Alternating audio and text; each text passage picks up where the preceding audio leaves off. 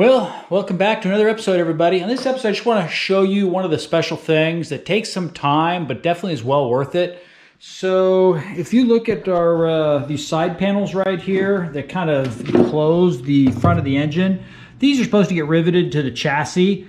I decided that these would be very nice to be removable because then you can get to the alternator easy, to the hoses. So if anything happens up in here, you can basically lift the whole nose off and then you can get to this panel. So what I've done is I went through and tapped all the holes 1032 and put these stainless steel button head screws up there and all the way across. And you can see how I ran the wire up underneath here, and it's attached up into that. So it's a very, very clean look.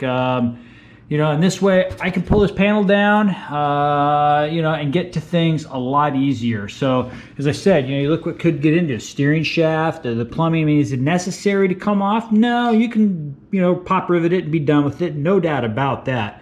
But like on the other side, if I have to get to the battery,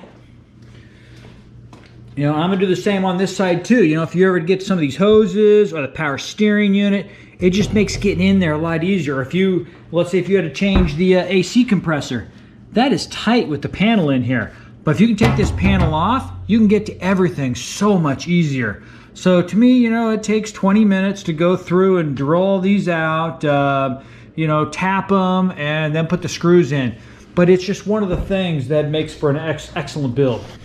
So I just wanted to throw up a quick little video, just one of the little touches I add. As I said, I've also got the fire suppression system. I decided to mount the fire pull here so it runs kind of forward, loops back around, up underneath, and into the nozzle here. So just so you kind of get an idea of what's going on.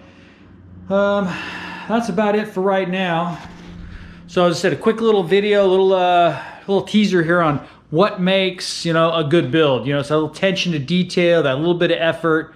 Yeah, it adds time. You know, you're gonna build one of these in 2 hours, not doing thing, or in 200 hours like Factory 5 says you can do, 200-300 hours, not gonna happen. But as I said, it's the little details that really add to the build. And as I said, it takes some more time, but in the end, it's all worth it. So, you know, and I plan on keeping this car a long time. I have no intentions of getting rid of this like I did my Roadster. But then again, I said that about the Roadster too. So someone comes along, throws enough money at me, and it'll go away also. So thanks again for watching. Hit subscribe, and as I said, just a quick little update. Thanks.